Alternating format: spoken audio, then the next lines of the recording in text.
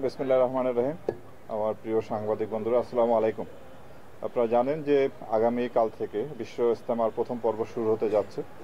তো ইজতেমার নিরাপত্তার জন্য আইন শৃঙ্খলা রক্ষাকারী বাহিনী, নিয়মিত বাহিনী, পুলিশ, র্যাব সহ অন্যান্য বাহিনী মোতায়েন আছে এবং পাশাপাশি বাংলাদেশ সেনাবাহিনীর সদস্যরাও এবার মোতায়েন আছে।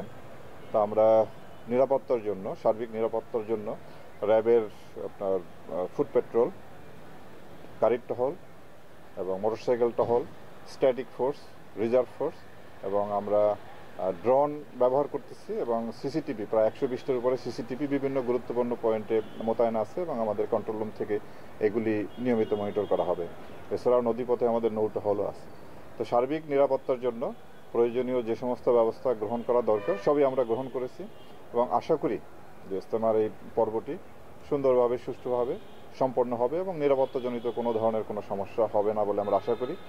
আমাদের নিরাপত্তা যে ঝুঁকিও তেমন নাই, একমাত্র দুই দলের অন্তকলহ ছাড়া আর কোনো নিরাপত্তা ঝুঁকি তেমন কোনো নাই। আমরা আশা করি সুন্দরভাবে এই অনুষ্ঠানটি সম্পন্ন করতে সক্ষম হব। তো আমি যারা ইজতেমায় আসবেন তাদের সবাইকে স্বাস্থ্যের দিকে লক্ষ্য রাখার জন্য অনুরোধ করব। আর পাশাপাশি এখানে ছোটোখাটো কিছু ক্রাইম হয়, পিকপকেট, মোবাইল চুরি, এই ঘটনার ব্যাপারেও যাতে আমরা সতর্ক থাকি। আমরা যদি এখানে ইজতেমা আগত যারা আছেন তারা এবং আমরা আইন শৃঙ্খলা রক্ষাকারী বাহিনী সবাই যদি সতর্কতার সাথে ডিউটি করি, ইনশাল্লাহ এই পর্বটি সুন্দর এবং সুষ্ঠুভাবে সম্পন্ন হবে। আপনাদের সকলকে ধন্যবাদ।